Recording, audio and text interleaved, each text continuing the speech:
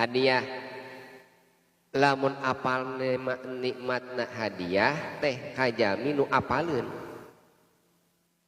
Kangjeng Rasul Isra sareng Mi'raj ngagaduhan hadiah ti Gusti Allah nyata salat. Parentah ti Allah teh sanes salat kumpul. Saum Kangjeng Rasul teu dipiwara. Ai zakat Kangjeng Rasul teu dipanggil.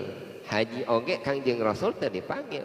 Tapi nalika salat Kangjeng Rasul dipanggil. Isra sareng Mi'raj teh eta teh aya kaagungan ti Allah ka Kangjeng Rasul. Naon kaagunganna? Di antawisna Allah rek masihan hadiah ka Kangjeng Rasul jeung ka umatna nyaeta ibadah salat.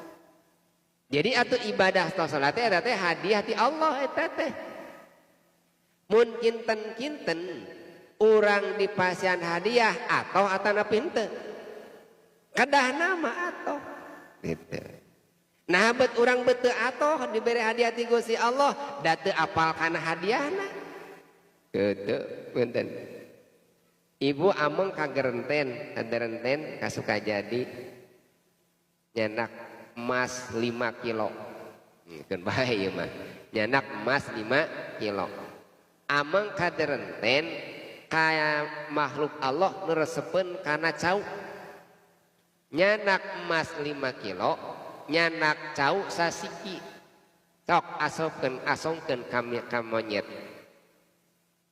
cek ibu teh nyet ieu emas 5 kilo ieu cau sasiki monyet milih mana? Nah milih cau cek emat jang naon emas capek-capek mamawa mending keneh cau da beukina apalna cau monyet teh da teu apaleun harga emas.